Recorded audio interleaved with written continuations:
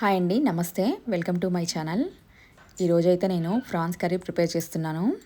అది ఎలా తయారు చేస్తాననేది ఇప్పుడు మీకు చూపించబోతున్నాను. ఫస్ట్ రొయ్యల్ని నీట్గా వాష్ చేసుకొని ఒక ప్లేట్లోకి అయితే తీసుకోవాలి. దీంట్లో ఉన్నటువంటి వెయిన్ని సపరేట్ చేసుకోవాలి. ఇలా ఆల్మోస్ట్ మొత్తం రొయ్యల్లో ఉన్నటువంటి వెయిన్ తీసేసరికి నాకు హాఫ్ అన్ అవర్కి పైగా టైం అయితే పట్టింది. ఇలా నీట్గా అంతా తీసుకున్నాక ఒక బౌల్లోకి తీసుకొని కొంచెం గోరువెచ్చటి నీళ్ళు స్టవ్ మీద పెట్టుకొని గోరువెచ్చటి వాటర్లో ఇవి కడుక్కోవడం వల్ల ఆల్మోస్ట్ రొయ్యలకు ఉన్నటువంటి నీచు వాసన అనేది పోతుంది.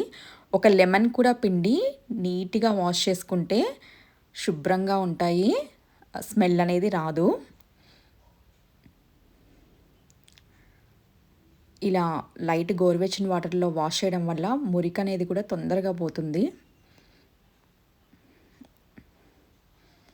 ఇక్కడ నేను మీకు చూపిస్తున్నట్టు లెమన్ కూడా ఒకసారి పిండుకొని నీట్గా వాష్ చేసుకొని పక్కన పెట్టుకోవాలి. ఇక్కడ నేను రొయ్యలు కర్రీ చేయట్లేదు, ఫ్రై చేస్తున్నాను. అందుకోసం ఈ ఫ్రైకి అయితే కొంచెం ఆయిల్ అనేది ఎక్కువగానే పడుతుంది. గోంగూర రొయ్యల కర్రీ కూడా చాలా బాగుంటుంది. టమాటా వేసి వండినా కూడా రొయ్యల కర్రీ చాలా టేస్టీగా ఉంటుంది. ఇక్కడ నేను ఒక 3/4 కేజీ రొయ్యల వరకు అయితే తీసుకున్నాను. ఇవి మరీ పెద్దవి కాదు, కొంచెం చిన్న రొయ్యలు. కళాయి పెట్టుకొని కొంచెం ఆయిల్ అనేది ఎక్కువే పడుతుంది రొయ్యలు ఫ్రై కాబట్టి. చాలామంది ఈ రొయ్యల్ని సపరేట్గా ఉప్పు పసుపు వేసి వేరొక బాండీలో వాటర్ అనేది ఇనికిపోయేంత వరకు వేపుకొని తీసుకుంటారు. నేను అలా ఏం చేయలేదు, డైరెక్ట్గా ఫస్టే ఆయిల్లో వేసేసాను రొయ్యల్ని. కొంచెం వాటర్ అనేది వస్తాయి, కానీ ఒక 10 to 15 మినిట్స్ తర్వాత ఈ వాటర్ అనేవి ఇనికిపోతాయి, ఆయిల్ అనేది సపరేట్ అవుతుంది.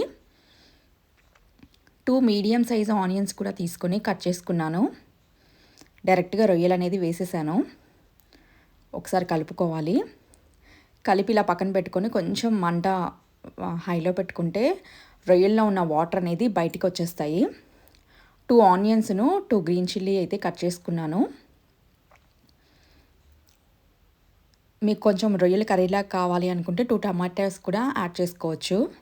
నేను ఇక్కడ ఫ్రై చేస్తున్నాను కాబట్టి అవేమీ వేయట్లేదు. చూసారా, వాటర్ చాలా వచ్చాయి రొయ్యల్లో. ఈ వాటర్ అనేవి మొత్తం ఇనికిపోతాయి ఒక 15 మినిట్స్లో. ఆల్మోస్ట్ అన్నీ ఇనికిపోయాయి, ఆయిల్ అనేది సపరేట్ అయిపోతుంది. చూసారా, ఆయిల్ అంతా సపరేట్ అయిపోయింది వాటర్ అంతా ఇనికిపోయాక. ఆల్మోస్ట్ 80% వరకు ఇలా రొయ్యలు అనేది కుక్ అయ్యాక మనం కట్ చేసుకున్నటువంటి ఆనియన్స్, చిల్లీ, అల్లం వెల్లుల్లి పేస్ట్ అన్నీ వేసి యాడ్ చేసుకోవాలి. ఒక 5 మినిట్స్ కలుపుకున్నాక అన్నీ యాడ్ చేసుకోవాలి ఇందులో. నేను ఏ ఫ్రై కర్రీ చేసినా ఇలా చాలా వరకు కుక్ అయ్యాక యాడ్ చేస్తాను, ముందే వేస్తే మాడిపోతాయి. ఇలా వేసి కూడా ఒక 10 మినిట్స్ మనం వేయించుకుంటే అన్నీ సరిపడా కర్రీకి అనేవి పడతాయి.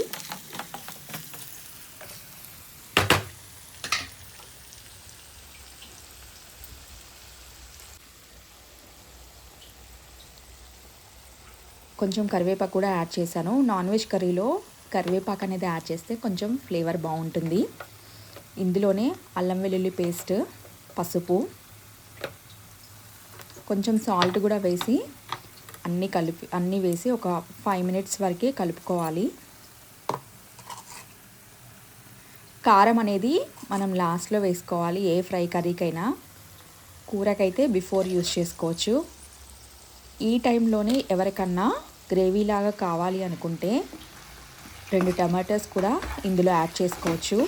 నేను చేసేది ఫ్రై, గ్రేవీ కాదు, అందువల్ల నేను ఇక్కడ ఏ టమాటాలు యూజ్ చేయట్లేదు. మొత్తం వేసి ఆల్మోస్ట్ ఒక 5 మినిట్స్ బాగా కలుపుకోవాలి. ఒక 10 మినిట్స్ ఉంచుకుంటే మొత్తం పట్టేస్తాయి కర్రీకి అంతా. మధ్యలో ఒకసారి కలుపుతూ ఉండాలి.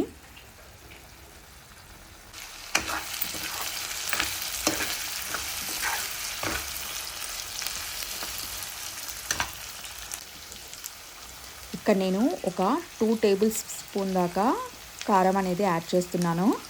సరిపోతుంది కారం అయితే.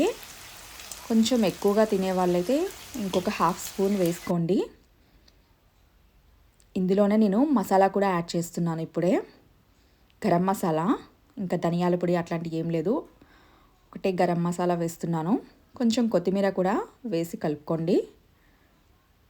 ఆల్మోస్ట్ కర్రీ అయితే రెడీ అయిపోయినట్టే. అన్నీ వేసి ఒక 5 మినిట్స్ వరకు కలుపుకోండి.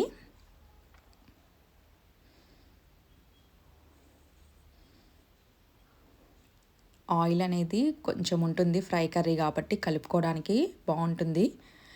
ఎవరికైనా కొంచెం గ్రేవీలాగా కావాలి అనుకుంటే కొంచెం లిటిల్ బిట్ వాటర్ అనేది యాడ్ చేసుకోండి.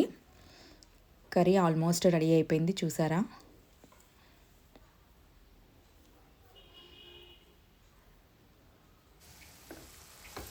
మీరు కూడా ఒకసారి తప్పకుండా ట్రై చేయండి ఈ విధంగా. Thank you for watching. Please subscribe to my channel.